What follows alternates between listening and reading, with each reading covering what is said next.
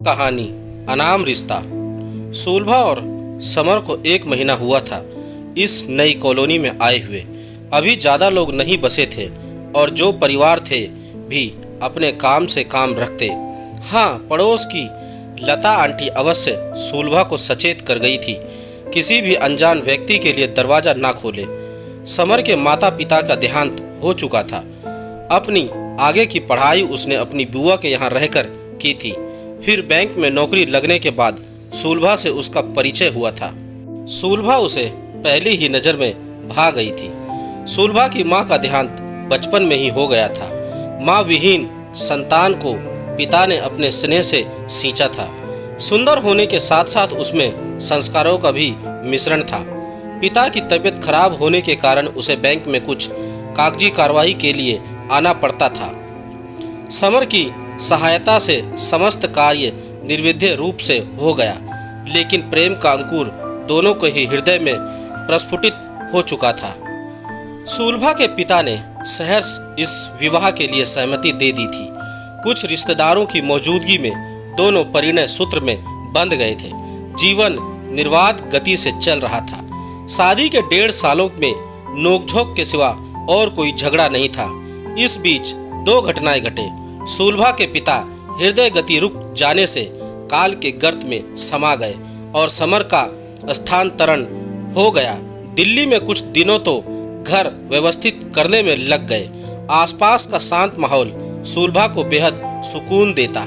उस दिन बुधवार था। समर के ऑफिस जाने के बाद घरेलू कामों को निपटाकर सुलभा बरामदे की आराम कुर्सी पर बैठी मैगजीन के पन्ने पलटने के साथ ही अपने विचारों में खोई थी कि तभी एक आहट ने उसे चौंका दिया। कुछ घबराहट और लता आंटी की हिदायत को ध्यान में रखते हुए सुलभा ग्रिल खोलकर गेट तक आई। पहली ही नज़र में वो सुलभा को माँ जैसी लगी, लेकिन अगली ही पल अपनी आवाज़ को कठोर बनाते हुए उसने आने का कारण पूछा। महिला ने उत्तर दिया, उनका नाम निर्मला देवी है, दिल्ली में ही रहती है, किसी काम से बाहर गई थी, आज ही वापस लौटी है। स्टेशन पर ट्रेन लेट होने की वजह से उनके बेटे समय पर नहीं पहुंचे।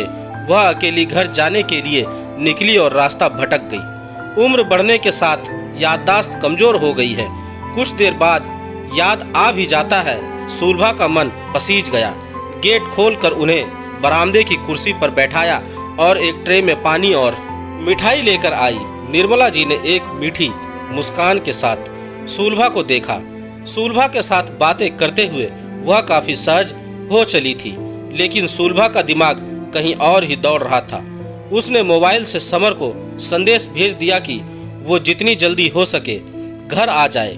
संदेश मिलते ही समर आधे दिन की छुट्टी लेकर 3:45 तक घर पहुंचा। तब तक सुलभा और निर्मला जी दोपहर का खाना निपटा चुकी थी। समर ने एक सशंकित नजर निर्मला जी पर डाली और वहीं सोफे पर बैठकर वही कहानी सुनी जो उन्होंने सुलभा को सुनाई थी। समर को उन पर विश्वास नहीं हो रहा था। वह शयन कक्ष में चला आया। उसने इशारे से सुलभा को भी बुला लिया। कुछ देर तक दोनों गहन विचार करते रहे। फिर कुछ सोचकर पुलिस को फोन किया। फोन करके जैसे ही दोनों बाहर आए, निर्मला जी तब तक डाइनिंग टेबल पर गर्मा गर्म भजिया और चाय रख रही थी। उन्होंने कहा, पहले नाश्ता कर लो, बातें तो बाद में होती रहेंगी। नाश्ता खत्म होने से पहले ही पुलिस आ पहुंची। फिर बहुत सारे प्रश्न एक साथ निर्मला जी को झेलने पड़े, जैसे अब तक उनके बेटों ने पुलिस में रिपोर्ट क्यों नहीं करवाई, अगर ट्रेन लेट थी तो उनके बेटों ने पूछताछ विभाग से संपर्क क्यों नहीं किया, उनकी याददाश्त जब कमजोर है तो उन्हें अकेले यात्रा पर भेजने का क्या मतलब है। इतने सारे प्रश्न और जवाबदेही में निर्मला जी घबरा कर रोते हुए कहने लगी कि वह चोर नहीं है, उसे सच में कुछ याद नहीं आ रहा है, वह सुबह तक यहाँ से जरूर चली जाएगी। सुलभा से उनका रोना देखा ना गया। उसने पुलिस वालों से कहा, हम सुबह खुद ही उन्हें छोड़ आएंगे। पुलिस चली गई, लेकिन समर अभी भी असमंजस में ही था। रात का खाना भी निर्मला जी ने आग्रह करके खुद ही बनाया और परोस कर खिलाया भी। एकल गृहस्थी करते हुए सुलभा और समर को ये सुख नहीं मिला था, इसलिए उन्हें भी अच्छा लगा। वह 7:30 बजे समर की आंख खुली। सुलभा अभी तक सो ही रही थी। वह हड़बड़ाकर उठा और दूसरे कमरे में निर्मला जी को ना देखकर उसका शक और पुख्ता हो गया। उसने सभी कीमती चीजों पर सरसरी निगाहें डाली। सब चीजें यथा स्थान पर ही थी। वह बगीचे में गया तो ठगा सा रह गया। निर्मला जी फूल चुन रही थी। लज्जित होकर वह अंदर आ गया। तब तक सुलभा भी उठ गई थी। नाश्ते के बाद उन्हें निकलना था। जाते समय निर्मला जी रोने लगी। उन्हें सुलभा से स्नेह हो गया था। सुलभा की भी आंखें भर आई। समर के साथ गाड़ी में बैठकर वह रास्ता बताती जा रही थी। एक बार फिर संदेह का बीज समर के मन में पनपा कि वह कहीं याददाश्त जाने का नाटक तो नहीं कर रही थी।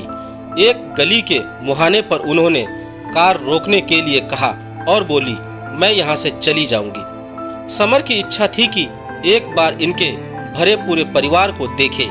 कम से कम इनके बेटों को तो एक बार हमारा धन्यवाद करना चाहिए। निर्मला जी चुपचाप एक ओर बढ़ने लगी।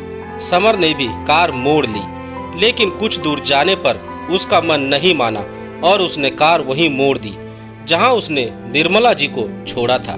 समर कार से उतरकर पैदल ही एक ओर चलने लगा। रास्ता वहीं खत्म होता था, इसलिए वह बढ़ता गया। अचानक उसके कदम ठिठक गए। जिस तरह के घर का वर्णन निर्मला जी ने किया था वह एक वृद्ध आश्रम था। गेट खुला हुआ था। समर आगे बढ़ा।